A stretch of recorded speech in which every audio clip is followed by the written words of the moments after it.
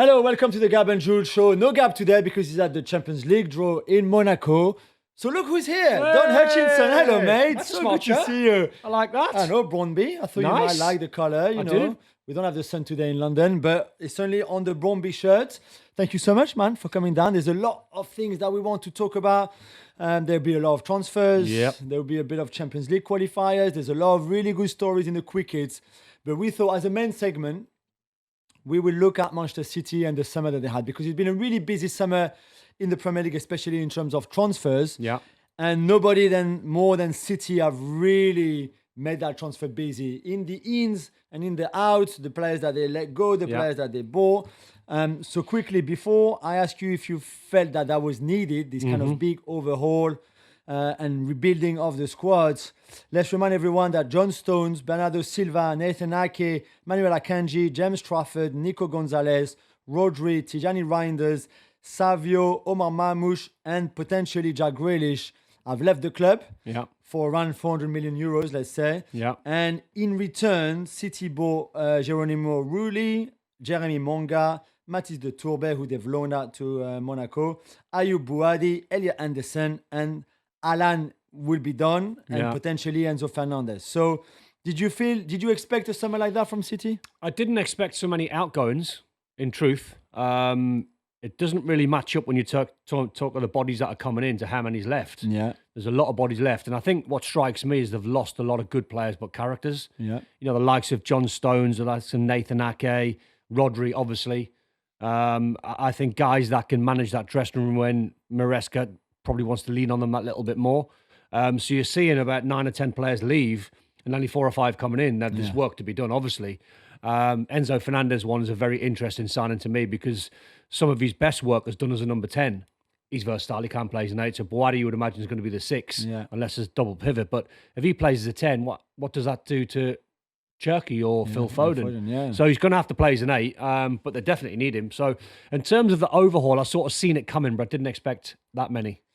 So it was the end of the Guardiola cycle, obviously, after 10 great years. A bit of an aging squad when you think of the age of Bernardo over 30, Stones over 30, Rodri to 30. So in a way, you could say, okay, they wanted to go a bit younger. Yeah. Maybe they wanted to refresh the squad for Maresca or because Maresca was coming.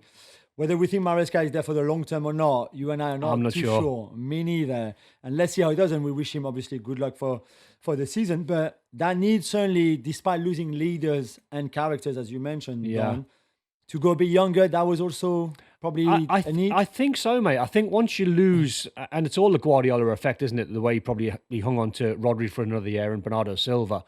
And then what do? You can't go and buy a Rodri, so you have to go down a different route and a different model. You can't really just flick the switch and buy a Bernardo Silva. The characters like John Stones, you're going to lose in Nathan Ake in the dressing room, but they can be replaced whether you buy experience or youth. So Bouadi coming in makes sense. At the same time, when you argue with yourself having the conversation, that's a young kid who's being bought in for a lot of money. I know he's got games behind him. He's got a little bit of experience, but he's still a teenager, and you've got to be the new Rodri. Yeah. That's hard. Yeah. So if people are going to watch Bouadi thinking, right, he's just going to step in and do what Rodri does, impossible in the short term. In the medium to long term, of course, you can get there. So they're going to have to fix up and look pretty sharp early on because they were terrible in the Community Shield. Yeah. I commentated on the Bournemouth game at the weekend. There was no spark about them. They were lucky to get the win. Yeah. It probably looked like they were going to get beat or best case scenario 1-1 draw. So they snuck out of there with a 2-1, which will give them a little bit of a spark going at the next game. But I just wonder what the direction of travel is. On what this Man City team is actually going to look like and how they're going to play and what the philosophy is going to be. Yeah, and certainly, as we said, we expect the Omar Mamouche deal to Spurs to happen between now and the end of the transfer window. That's a funny one for me because I've been saying for a long time when they sold Julian Alvarez, you're leaving Erling Haaland as your only number 9. Yeah. Now if Mamouche goes, and God forbid Haaland ever gets injured, they are knackered. So that you expect more incomings then? So they've already, if you add a potential Enzo Fernandez transfer around 120 million, let's say, they pretty much have spent what they've earned with all those sales that we mentioned, around 400 million euros. If you add up Bouadi, Anderson, potentially Enzo and Alan, you already are 400, very close. Do you need to sell Mamouche then? for what, 50, 60 million? Yeah, Are you yeah. not just worth keeping him? Yeah. Just in case Haaland I never got thought they injured. might, unless you go and sign somebody like Gakpo who can play as a backup 9 and also wide, although I don't think he's a City or a Maresca player for positional It's a funny one because the market's sort of suggesting that, the elite players that Man City want to buy, they're too much money. Yeah. The Kylians of this world and the Harry Kanes of this money, they're 100, 150 million quid. Unless you've done a deal for someone like Ollie Watkins before he went to Al Hilal and asked him to be a backup number 9. That's a difficult topic because he's obviously going there for the money. So unless... I mean, personally, if I was in Man City's shoes and I'm looking at thinking, right, what's the market looking like to bring a backup striker in? Yeah. Don't sell Marmoush. Ask him to do one more year. I don't know if you agree. I agree. I found the Marmoush deal a bit, not that he was amazing for them, but there's a good player there as a backup. Certainly, he can play some of the cup games to give Haaland some rest. It seems like they're looking for another winger too, on top of Alan, so the Brazilian who's coming from Palmeiras, who's really interesting because he almost defends as much as he attacks. He's that kind of hard-working, so I think that could fit well. Yeah. Iliman Ndiaye is a name that I think they like. Great player. As well as Gakpo. I'm surprised Ndiaye hasn't gone to Everton is a massive club, but gone to a top 6 club. Another level. So this could happen, but again, this is £80 million. That's a lot of money. Still got Semenyo and Doku. Yeah. If I'm Liverpool and I'm hearing that they're interested in Gakpo, so give us Doku then. Yeah, I mean, it's not going to happen. Yeah. But what I'm saying is, they need backups to Doku and Semenyo, who should be the 2 starters. But why should Liverpool fund Man City? Absolutely. Why should they strengthen a rival? By selling Gakpo? I think they need the Gakpo money to do Barcola, who we'll talk about in a bit. Right. But I think there's also those kind of moving pieces, the jigsaws, into this massive transfer window jigsaw. Yeah. But certainly it's been a very interesting window for City. We'll get a bit more into detail with Don about City and what kind of team we expect now to see, what kind of stuff Maresca can do, and if this new team now, this new squad is actually better than the old one, maybe. Right, mate. Let's go into a bit more into this because this is like a discussion that I think a lot of City fans will have, like us. It's a good pub discussion, isn't it? Exactly, perfect. Before looking at if this squad is better than the last one, and it'd be hard anyway. The last one won everything, and the longevity, everything. But if you were Maresca and you were getting the team ready for this weekend or like a weekend when everybody's fit, and you've got all the options, all the players for available. A big game. Yeah, for a big game. Yeah. What would be your starting line? Where would you think about for a starting lineup? I'm looking at now, and I'm thinking obviously Donnarumma in goal. It's Nunez or Kusanov at right back, so you've got 2 options there. Yeah. Diaz, Guehi, your centre backs. Vardiol at left back or O'Reilly. So you've got competition. O'Reilly's versatile, so is Vardiol. So the back line's not really a problem. Midfield's interesting. Bawadi 6, Enzo and Elliot Anderson. Yeah. And then Haaland 9, Doku Semenyo. The problem with that is Foden's on the bench, Cherki's on the bench, Kovacic is on the bench, Aït-Nouri's on the bench, Rico Lewis is on the bench. Yeah. And Phil Foden does not want to spend another season on the bench. No. And we'll talk about Foden and Cherki in a bit. I think, and we again assume that Enzo Fernandez deal will happen. We think that the talks are really positive so far, that we see this one happening from what we know. If it doesn't happen, obviously you can replace him with somebody else. You could slightly play differently. But let's say that Enzo is a City player. Yeah. I think on paper, this team looks great. Good. You've got different options, different profiles, some versatility, some who complement each other quite well. I think the Buadi, Enzo, Anderson midfield could be a really good midfield. I mean, when you spend that kind of money, £350 million on 3 midfielders, you hope that midfield will be solid, right? Definitely. And efficient and coherent and works well. But I think Foden and Cherki have to be in a Man City team. With the players they've got and the system that they've played and the wingers that they've got in Semenyo and Doku, how'd you get them in? Yeah. So we know that wingers are very important for Maresca. Yeah. Remember at Chelsea, that was the case. In all the positional play, they seem to be now the prime players all around the world. All around the world. Wingers. But so then, you're right. Does that take away some of the focus on your 10? So for me, it's Cherki or Foden. You could play one of them wide if you wanted, but and he tried that at the weekend against Bournemouth. Phil Foden, not for long, Foden played on the right wing. Never suited him. I know. And I thought the fix was Cherki put him in 10. Ask him and Phil Foden to get close together. So you think they can play together? I think they can play together. It's not ideal for Phil Foden when he was on the right hand side, but you can play it because you can get your right back if it's Nunez or Kusanov to try and bomb on the outside, so you can get a little bit of width. They didn't really have it in the Bournemouth game game because Foden was trying to stay there, but trying to drift all over the place, and the fullback they just couldn't get high enough up the pitch on that right hand side.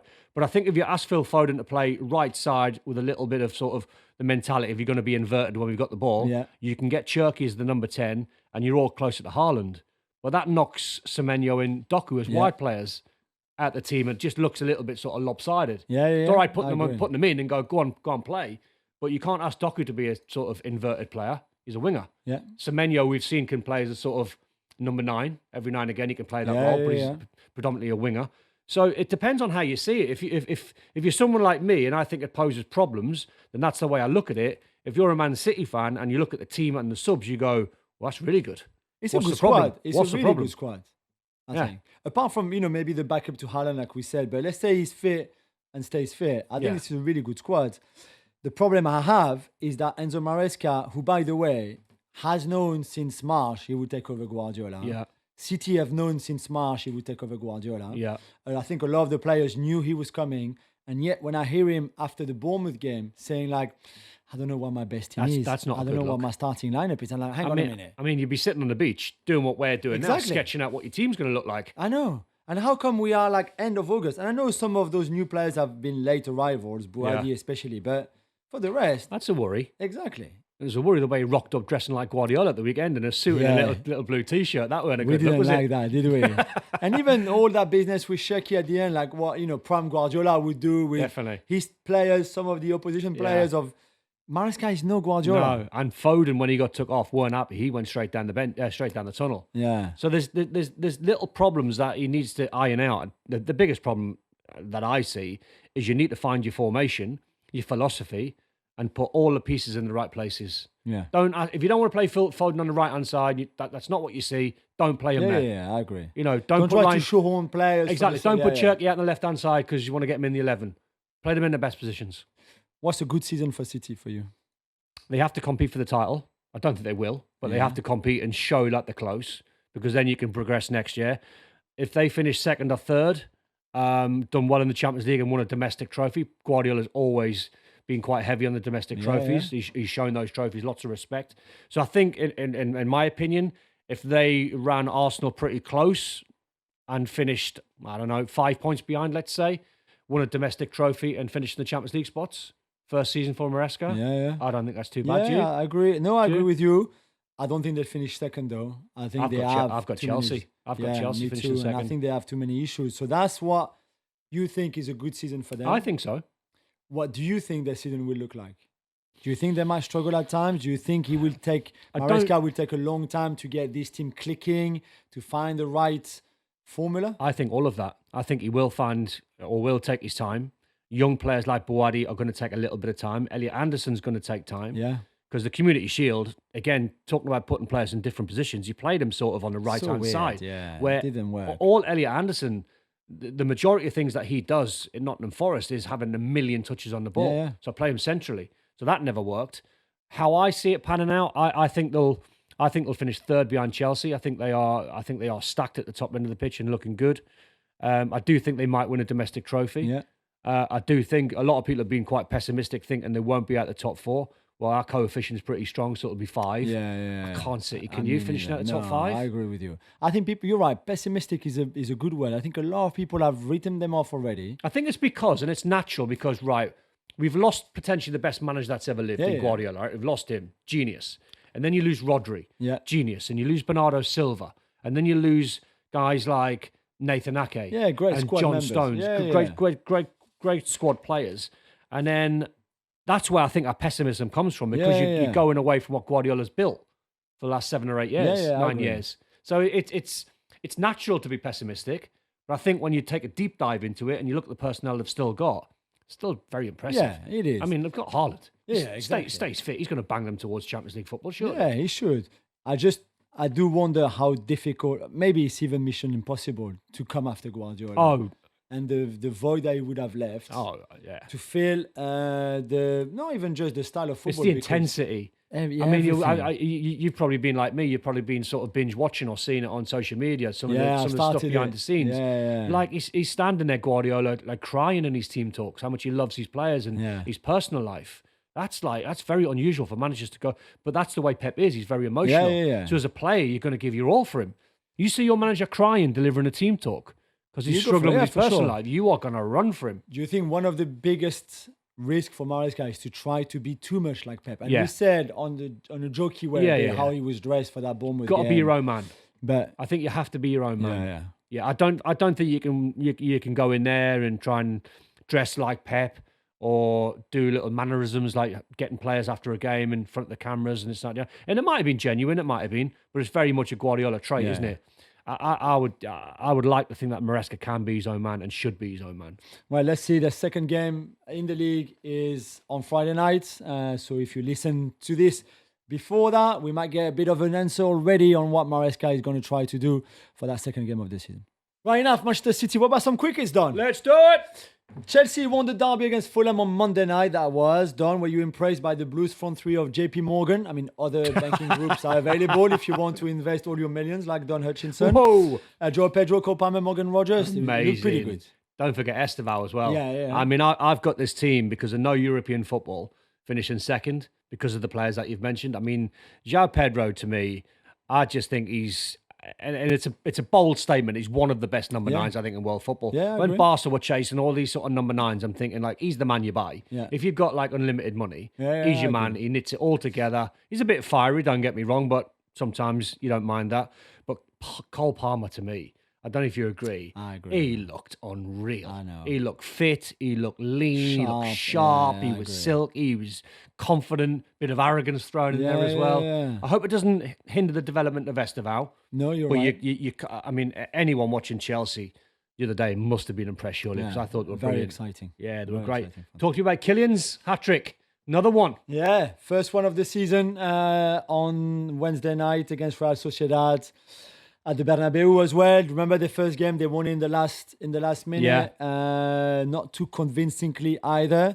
I think this was much better from him. And Real Sociedad and our friend Matarazzo were maybe a little bit naive. They played some decent football at times, but how did it look? So Kylian through the middle, Diomande left. No, Diomande on the bench. On the bench. Oh, so he came on and looked great. Yeah. So Vinicius on the left. I think this is going to be the idea of Mbappe, Bellingham behind Mbappe, Vinicius on the left, Arda Güler on the right. Güler on the right. With a bit of freedom to let that right-hand side to Dumfries bombing forward, basically. Trent on the bench, and I don't think Trent will play too much unless Dumfries gets injured.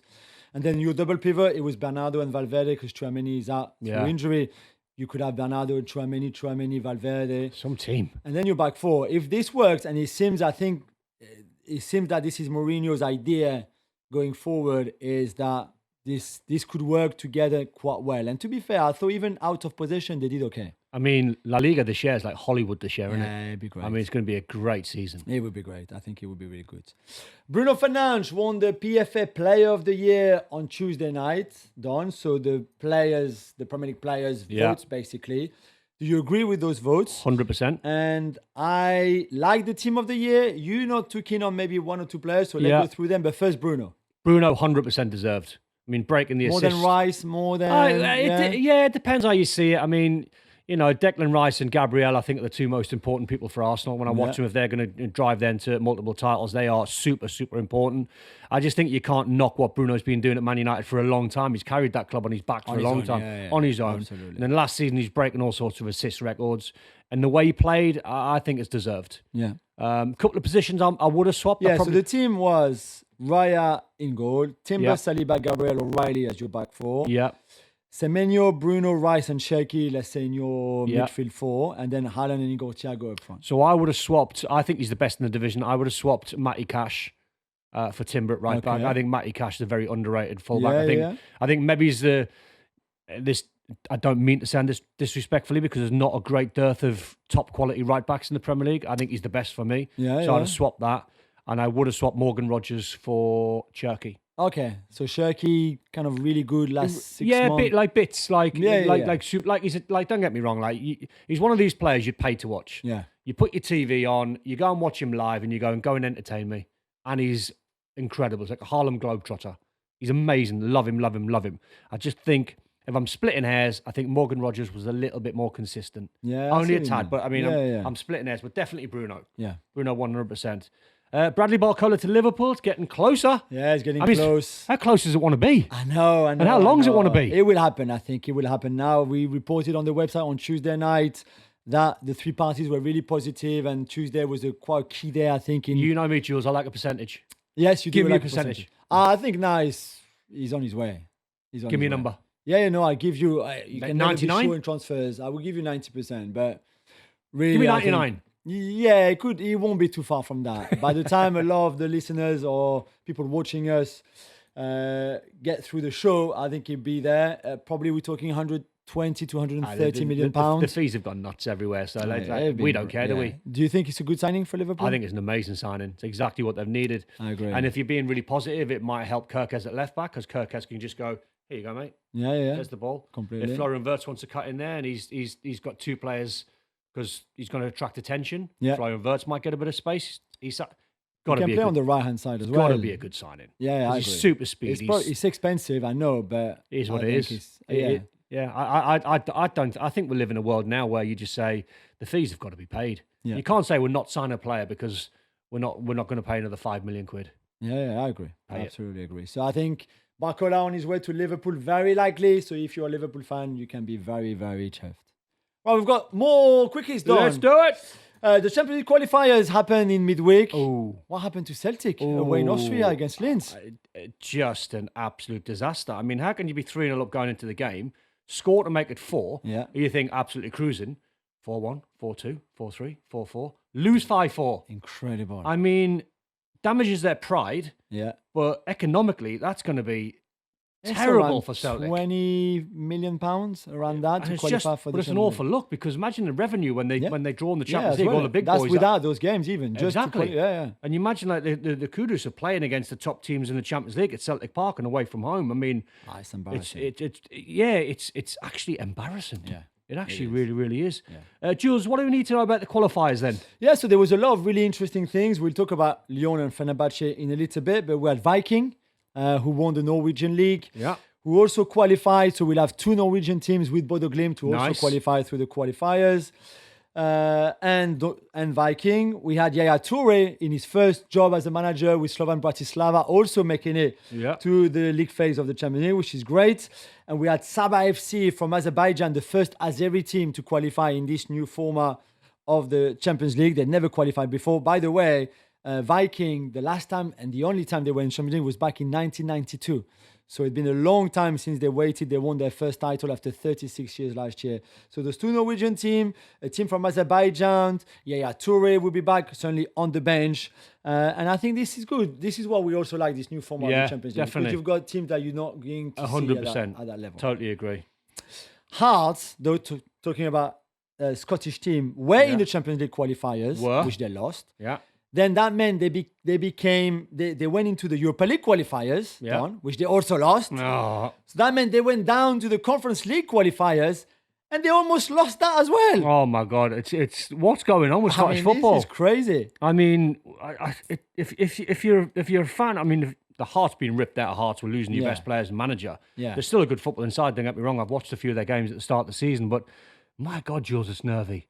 Can you imagine? They must have thought we cursed here. We're going to lose that as well and not play in Europe at all. I mean, it would have been unfathomable, really. They deserve if we had better than lost. that, to be fair, after the season they had last year. 100%. But they went in on penalty against Just. Rapid Vienna, just about. It's skins of the teeth. only just.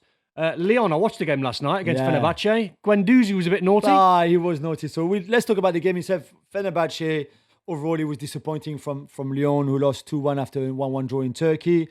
And this Fenerbahce team with loads of names that people will remember. So Guendouzi is All of one. them. N'Golo Kante is another one. Yeah. Asensio didn't play, but Lukaku was on the bench. Muriqi is up front. Nathan Ake at the back. Brilliant. Ederson in goal. So all of that, it'd be fun to watch them in the Champions League. Yeah. Let's get on to Matteo Guendouzi, who obviously he's a Paris-born and bred player, Right. who then also played for Marseille. So everything that Lyon fans would hate, Yeah. they insulted him from the moment, him and his family and his mum, from the moment he went onto the pitch. So at the end, after the win, he gave them the middle fingers, Yeah. he gave them the provocation and all of that. He kicked off massively in the tunnel, big fight, everything. Where do you stand? Because his explanation was like, listen, they insulted me Yeah. through the whole 90 minutes. and I'm allowed to retaliate, basically. You're not really allowed to You're not. retaliate. If you're going to do something, you've got to do something cute.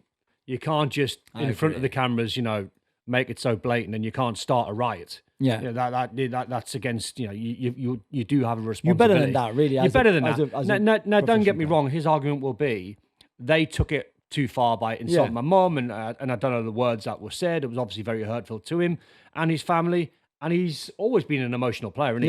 Yeah. So he's like, he wears his heart on his sleeve. He doesn't mind giving back, which is fine. But I do think you have that responsibility just to wind it in a little bit. Yeah, I think you have to. I agree, and I think he would get a ban. There's no doubt he would get 1, maybe 2 games. Yeah. I don't think more than that, because for some of the gestures, from starting that kind of a brawl at the end and things like that. So in the end, it will also hurt your team in a way. I'm not sure, but I can see where he was from. And to be fair to him, he faced it up after the game in the mix zone with the French media, saying, this is what happened, this is how I felt, this is what I did, I've got no regrets. And that's good as well, because he's just like that too. So good on him. Don, Roma destroyed Fiorentina. That was back on Monday night, very convincingly, by the way, with a hat-trick for Daniel Malen. He has gone to Serie A and just absolutely ripped it up at the end of last season and the start of this season. I mean, Paulo Dybala was amazing. It was 3 assists for him. Those two together. Yeah, I mean, when you paint the picture of like a really clever, brainy footballer, he is it. That's him. No pace, Dybala. Not physically strong, imposing, not particularly tall. He got lovely balance, a bit like Bernardo Silva. Lovely balance, but the way he found Daniel Malen for the 3 assists. But in terms of Malen, he's always been one of these players, Jules, I think you'll agree, where he was always in between. Yeah. What is he? Is he a number 9? He's not quite number 9. Is he a wide player? Well, he's super quick, play him in wide areas, but then he doesn't get the goals because he's a bit in between. Since he's gone to Roma under Gasperini, he's gone, incredible. Right, you are number 9. Yeah. You are nothing else but a number 9. And he's been absolutely phenomenal. 17 goals in the 19 Serie A games he played since he moved to Roma in January. So that's a goal every 90 minutes for the minutes he played, which nobody in Serie A history. But he looks like a number 9. Yeah, I agree. No, it's incredible when you've got this player who's like an in-between, like wide player, centre forward, and then like Gasperini goes, no, we're going to work on you being a centre forward. We're going to have people like Paulo Dybala in and around you. We're going to service you with wide players, midfield players. Can they push Inter for the title, or do you still expect Inter to be too strong and then Roma to top 4 and Champions League, because they're in Champions League as well? Yeah, I think they will push. And I think if Como sign a striker, they might push Inter as well. Yeah. Milan got a good win against Torino at the weekend. I think they played well with them. Juve, I'm not sure under Spalletti, but I think there'll be a group of teams that'll push Inter. But Inter for the last 3 or 4 years have got the best squad. Yeah, I agree. They've got a brilliant squad. Yeah. Talking of squads and players and brilliant players, Julien Alvarez, what's the latest? Well, the latest on that he didn't show up for training yesterday on Wednesday, which again, you might want to leave, and you've been in that position probably. But there's a line that you probably cannot cross. You don't not turn up for training, and you don't. Ollie Watkins done it at Villa. He refused to play. I know. Play. So Alvarez is not showing up for training. He clearly wants that move, and only to Barcelona. Arsenal are there if he opens the door, but he doesn't want to come back to England, to the Premier League. He wants Barcelona. Barca are now saying, listen, our offer is still on the table. It's 100 million euros, so a bit. It's not what Atletico wanted, 150. But if you're Atletico, don't you just think like this is going to be a problem? If you keep him against his will, the fans have already insulted him and the whole Alvarez family at the game against Villarreal at the weekend. That became toxic. Maybe take the 100 million. See, do you know what, Jules? I mean, obviously they need more. If midfield players are going for 100 million, you need more. But I had a great discussion, semi-argument with Stevie Nicol the other day about this subject. And I said, it's time now for Atletico Madrid to put their big boy pants on, accept the scenario. It's not great. It's not a good look, and you don't want it to happen. But you can't just like keep a player in the reserves because if he says I'm not playing, confidence levels go down. The value of the player goes down. I know. Just try and get as much money as you can. Yeah. Leeds beats Forest for the second time in 4 days, Don. This time in the League Cup. Are we getting a bit worried for Oliver Glasner? No, I think he'll be all right. I think some of the things he's sort of been saying since that game is a little bit strange, saying I'm not a miracle worker. Well, they just give you £50 million Liam Delap. I know. Make it work. I know. You've got good players like Gibbs White. Yeah. I think he'll make it work. I think he will. I think it's always difficult when you play a team. You'll have seen it many a time when you play a team, twice in the space of like 10 days or whatever it might be. It's always difficult. So I think long term, I think they'll be okay. Short term, I mean, they've got Liverpool at the weekend, so he needs to try and get a result if he can. I think he'll be okay. Jules, who is this Noah Anyedike? Well, he's a young, very young Cardiff centre-back who made his debut for the first team in the League Cup round at home to Norwich Down. I mean, this is not going to age us well. He was born in 2011. He's 15 years old and 98 days. I mean, he was on that game on Tuesday night. Now he's 100 days old. Made his debut, breaking Harvey Elliott's record, if you remember, back in 2018 with Fulham when he was 15 and 174 days and played in the League Cup. He played for an hour, a bit less than an hour. He looked good, to be fair. He made a couple of mistakes, which we would expect as a 15-year-old playing against grown men, people who could be his dad. What, is he tall, physical? Yeah, tall. Yeah. I think he was as you can, exactly. Yeah, exactly at that age. But clearly, in Cardiff, they have a lot of faith in him, and I think this is wonderful to go back to school the next day after making different position, but could be like Bellingham, couldn't it? That shirt could be retired in a few years' time. Good on him. Carlos Baleba is officially a Manchester United player, Don, for £65 million plus some add-ons. Do you think it's a good signing? I do like this signing. Me too. I do like this signing. I think if he gets away from... When I watched him, the biggest criticism I had, which strangely is a compliment, the game sometimes was too easy for him. So then he tried a little flick and a little trick at Brighton, and I was like, that's not what you do. Yeah. Like, you do what you do. You get around the pitch, you've got a lovely left foot, you're quite aggressive, you've got great legs to get box to box, you can cover, you can screen, you're an intelligent player. I think Michael Carrick will do that to him. I agree. I think he'll say, listen, get the ball up to Bruno, get it to the wide players, get it to the front men as quick as possible. You do all the dirty work, then we've got loads of possession. We know technically you're very good. Yeah. So I think as a sign-in, I think it's going to work out fantastic for him. This is a funny thing, Jules, in the Champions League regarding Liverpool and Real Madrid. Yeah, so the draw is later today if you're listening to us. I can't wait. On Thursday, late afternoon, so you might listen to this before or after. It depends. But yeah, the funny thing is, Real Madrid and Liverpool have faced each other for the last 2 seasons at Anfield. Yeah. 2 Liverpool-Real Madrid games. And apparently, the rules at UEFA says that if 3 years in a row the same game is drawn, you'll have to reverse the home and away fixture for the third one. Why? Yeah. If the draw is the draw, if Liverpool are picked first and then Real Madrid, this game is being played at Liverpool. Why suddenly it would be played at the Bernabeu? Well, Florentino Perez has just had a little word there. Said, "Are you sure you want us to go to Anfield again? Again, 3 years in a row? 3 years in a row? That's no good. Let's swap that. Yeah, can we put a little rule? I almost just want this to happen in the draw. For just for that. Correct. Just for that. According to reports, AC Milan and Galatasaray have agreed a €45 million deal for Rafael Leao. I mean, we both have followed his career. We both love him as much as we hate him and get mad at him at times. He hasn't said yes just yet. Yeah. But this one is going to happen very likely. Is that a step down? What do you make of it? Well, as you said, when you watch Rafa Leao for a long period of time, which me and you've done, there's a lot of love and there's a lot of hate. Yeah. And hate, it's a strong word, but you know what I mean. Frustrating is a better word. Yeah, exactly. Because all the talent in the world he's been gifted with. Yeah. He's physically powerful. He's super, super quick. He's got lovely feet, right foot, left foot. He goes past players, scores goals, gets an assist, but will not do any work going backwards whatsoever. He will not do it. No, he refuses to do it. Yeah. He didn't under Antonio Conte. They had Teo Hernandez and they had Tonali trying to block that left-hand side just to try and cover for him. Yeah. Allegri last year thought, I know what I'll do with him. I'll play him as a false 9 with Christian Pulisic. Didn't work. No, it was really. an experiment that never worked. Yeah. Every now and again, he shows he's fast as a genius.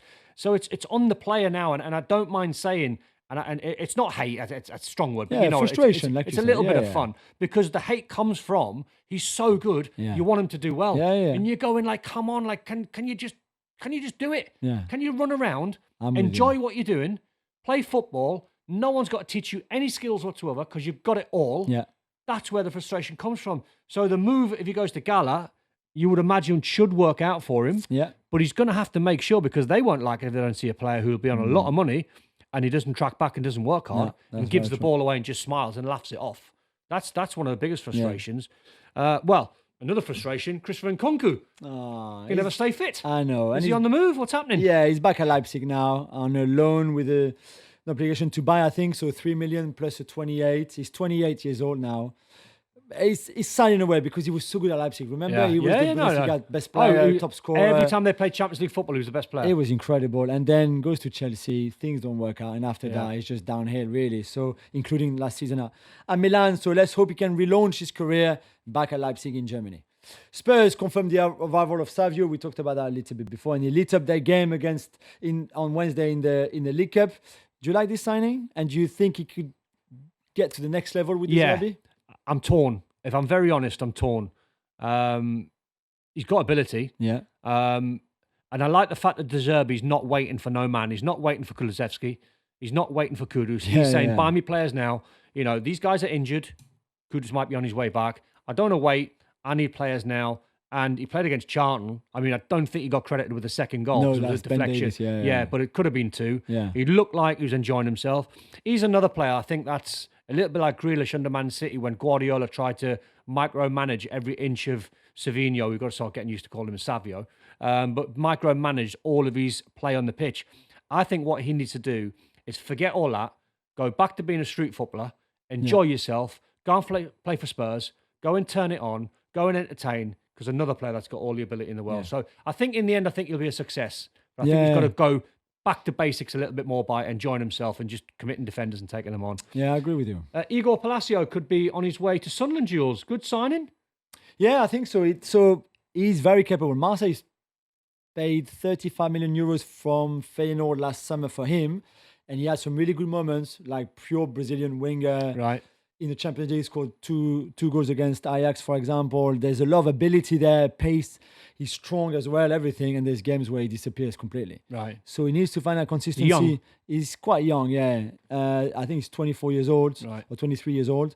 He needs to be more consistent to be a success in the Premier League. Yeah. But Sunderland need wide players. Yeah. They need wingers. They need that kind of creativity. They've been linked with Jack Grealish as well as a loan, which I think again could work. So it might be a bit expensive for Pachao, probably £40 million, 45. But I think they need somebody like that. And if Lebris can get him that consistency, I think it could be great. Al Nassr were 2-0 down in the Saudi Pro League at halftime against Al Ittifaq, and Big Ange Postecoglou took off Cristiano Ronaldo off at the break. What happened next, Don? Guess who was commentating on that game, Jules? No way! Yeah, I was on it. Tell us about it. I was on it, right. So the context is Bento, the goalkeeper for Al Nassr, he got sent off on 12 minutes. Yeah. It's 45 degrees. Yeah, he was and Ronaldo's 41, Yeah. playing up front on his own now. Took Angelo off, who's a talented Brazilian midfield player. So Ronaldo, for 35 minutes of the game-ish, is chasing shadows, and he can't get the ball, and it's boiling on, and he's 41. And they're 2-0 down. And then they went 2-0 down.